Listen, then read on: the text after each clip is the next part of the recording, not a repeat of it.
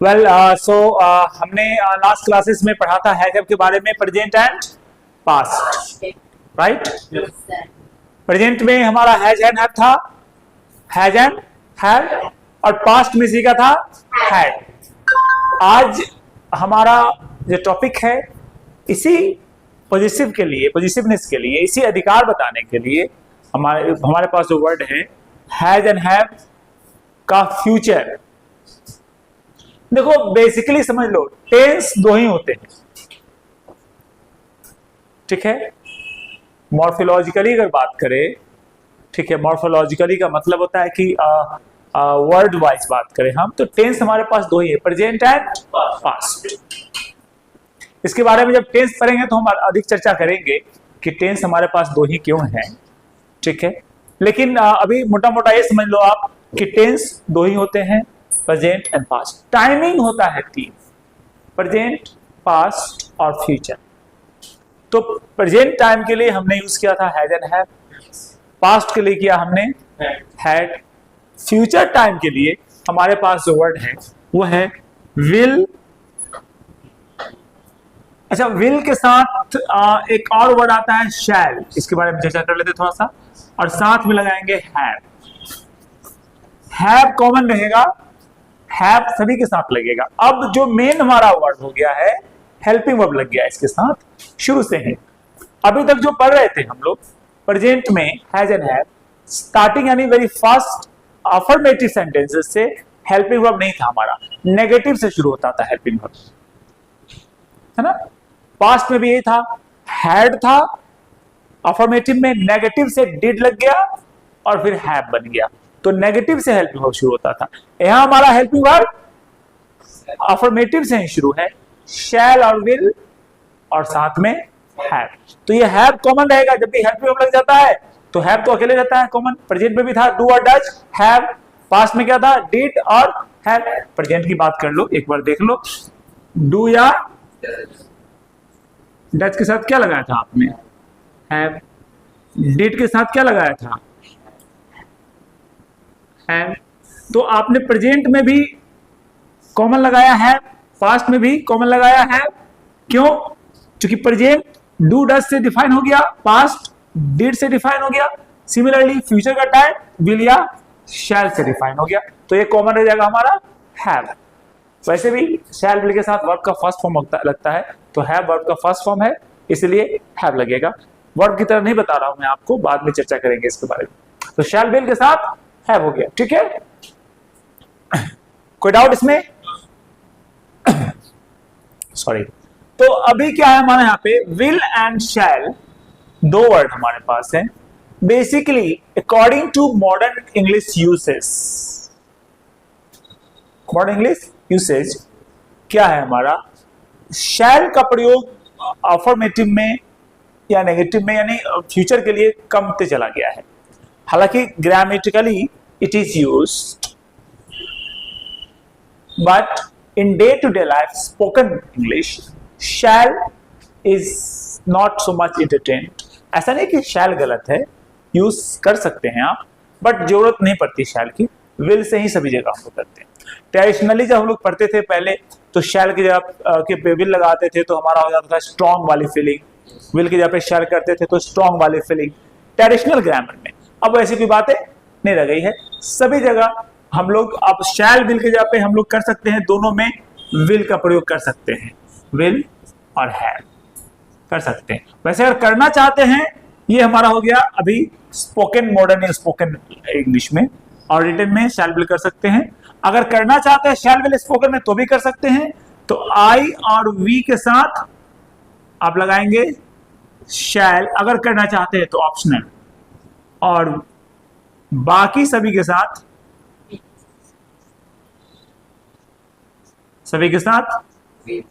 Will. लेकिन मैंने तो बोला कि सभी के साथ अभी यही लगा, मैंने कहा यही वाला यूज करो, ठीक है, सभी के साथ करो। ये है modern use, spoken uses, modern spoken uses में हमारा ये करते हैं। और ट्रेडिशनल में था हमारा क्या था ये, ट्रेडिशनल स्पोकन एंड रिटेन, ये कर रहे तुम, ठीक है, ये क्लियर। अभी तो कोई यहाँ पर दिक्कत नहीं है, यहाँ पर कोई प्रॉब्लम नहीं, आप दोनों में से देख लो अपने हिसाब से, कन्वीनियंट जो भी लगे आपको, कंफर्टेबल जो लगे यूज कर लो। अब इसका स्ट्रक्चर बात करें हम, तो हम इसको लेके चलते हैं, मॉडर्न वाले को लेके चलते हैं स्पोकन वर्ड में। yes. तो सब्जेक्ट के साथ विल और हैव एक ही साथ लग जाएगा ना, ठीक है, और प्लस में नाउन। अब जो भी यहां देखना, जो भी सब्जेक्ट रहेगा, अगर सिंगुलर है तभी भी विल हैव, प्लूरल है तभी भी विल हैव, ही रहेगा तभी भी विल हैव, शी रहेगा तभी भी विल हैव, यानी कोई भी सब्जेक्ट रहेगा क्या लगाएंगे आप, विल हैव, कोई भी सब्जेक्ट रहेगा विल हैव। जैसे मेरे पास एक कलम होगा,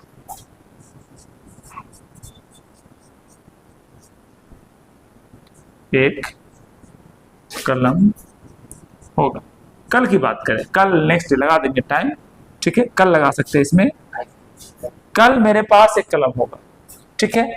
तो सब्जेक्ट क्या है हमारा यहाँ पे, मेरा सब्जेक्ट आई, आई के साथ क्या लगाएंगे हम लोग, सब में तो वही लगाना, I will have a pen, और आने वाला कल है तो क्या लगा देंगे, tomorrow, I will have a pen tomorrow. उसके पास पैसे होंगे, ही विल हैव मनी। हम लोगों के पास नौकरी होगी, we will have jobs. Sita के पास एक बड़ा सा घर होगा, Sita will have a big house. उसके पास एक कार होगा, he will have a car. कितना सिंपल है, ठीक है, कोई दिक्कत इसमें। मेरे भाई के पास एक बाइक होगा, my brother will have a bike. Concept वही है ना, कोई इसमें कोई अलग से कोई कॉन्सेप्ट नहीं है कि कोई चेंजेस आना है, ठीक है। तो आगे चले, अब ये समझ में आ गया आपको, तो नेगेटिव में देख लो अब इसको कैसे करते हैं।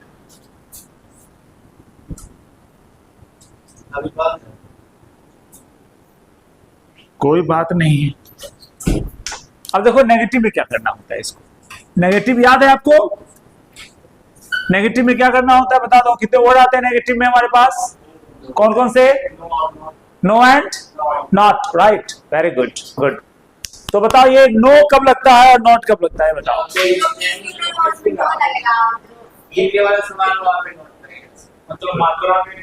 Good good good good, correct. तो बाकी कुछ करना नहीं, अब पोजीशन केवल देख लो, सब्जेक्ट के साथ विल हैव नो, ये तो नो यहां आ जाएगा, तुम ना noun, will have no noun, will have no noun. अच्छा, अगर नॉट करेंगे तो नॉट को तो हेल्पिंग वर्ब चाहिए, yes, sir. तो इसमें हेल्पिंग वर्ब कौन सा है, बोलो, विल है, विल है। हेल्पिंग वर्ब क्या है हमारे यहाँ, प्रेजेंट में डू डज था, यही बताया था शुरू में ही, प्रेजेंट में डू डज, पास्ट में डिड, फ्यूचर में क्या है, शैल और विल। शैल तो लगा रही है तो केवल क्या बच जाएगा हमारा, विल नॉट हैव प्लस जो संख्या रहेगा नौ। इस विल नॉट को आप जैसे डू नॉट को डोंट बोला आपने, डज नॉट को डजंट, डिड नॉट को डिडंट, वैसे ही सिमिलरली विल नॉट को क्या बोल सकते हैं आप, won't, won't, won't, will not को वोंट।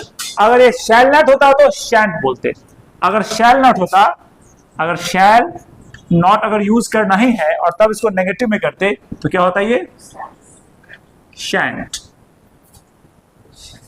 ठीक है, विल नॉट को वोंट, शैल नॉट को शैंट। लेकिन ये लिखने के लिए नहीं होता, हमेशा मैं बोलता हूं शॉर्ट फॉर्म जो कॉन्ट्रैक्टेड फॉर्म है, ये लिखने के लिए नहीं होता है, केवल बोलने के लिए स्पोकन में यूज करते हैं इसको। ठीक है, तो आप बोल सकते हैं कि मेरे उसके पास पैसे नहीं होंगे, ही विल हैव, बिल्कुल नहीं होंगे ना, और उसके पास 100 रुपीज नहीं होगा, विल नॉट लिख देते लोग, he will not have 100 rupees. ठीक है, मेरे पास 2 कार नहीं होगा अगले year, I will not have 2 cars next year. Very good, मेरे पास कार नहीं होगा, I will have no car. ठीक है, तो प्रॉब्लम, सीता के पास अच्छी साड़ी नहीं होगी, सीता, हाँ बताओ, अच्छी साड़ी नहीं होगी, राइट, अच्छी साड़ी नहीं होगी, ये साड़ी नहीं होगी, तो Sita will not have a good sari. आया समझ में?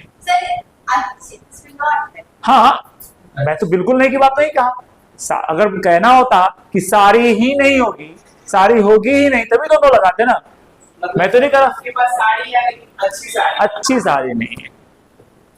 जब भी क्वालिफाइंग वर्ड यूज करते हैं ना, रूल है हमारा कि किसी भी नाउन के पहले अगर कोई क्वालिफाइंग यानी विशेषता बताने वाला शब्द, चाहे विशेषता उसके क्वालिटी को बताए या नंबर को बताए, विशेषता बताने वाले शब्द यूज जाएंगे, तो वैसे निगेटिव में हमें क्या लगाना होगा, नॉट, और जब नॉट लगेगा तो हेल्पिंग वर्ब की जरूरत पड़ेगी। ठीक है, हैव तो सब में लगेगा, अभी नॉट सर मेरे पास कल गाड़ी नहीं रहेगी, तो बिल्कुल नहीं रहेगी ना, आधी उधी की तो बात नहीं है, तो नो का प्रयोग होगा कि नॉट का होगा पहले सर, नो, तो नो का देखो ना, आई विल हैव नो का टुमारो, हाँ next day, right, very good, next day, हाँ कल नहीं रहेगी, आज की बात ही नहीं कर रहे हम लोग, कल नहीं रहेगी, तो I will have no car tomorrow. Clear, कोई डाउट, कोई दिक्कत है इसमें? चलिए नोट कर लीजिए इसको फटाफट। तो आज के लिए बस इतना ही रखेंगे हम लोग, शॉर्ट में, स्मॉल टॉपिक, छोटी सी टॉपिक, प्रेजेंट हो गया, पास्ट हो गया और फ्यूचर हो गया, इसको कर लीजिए, इसे प्रैक्टिस कर लीजिएगा, सेंटेंसेस कुछ बना लीजिए, मिरर वर्क करना है घर पे जाके, और सेंटेंसेस कुछ बना के लाने हैं, कल हम लोग चेक कर लेंगे। जो लोग ऑनलाइन है घर पे बनाइए, ठीक है, और आप प्रैक्टिस कर लीजिए, वहां से देखकर मिला लीजिए, जो भी प्रॉब्लम हो आप कमेंट में डाल सकते हैं, कमेंट में डाल के पूछ सकते हैं, नेक्स्ट डे मैं जरूर क्लास में रिप्लाई कर दूंगा। ठीक है, thank you very much, bye, take care.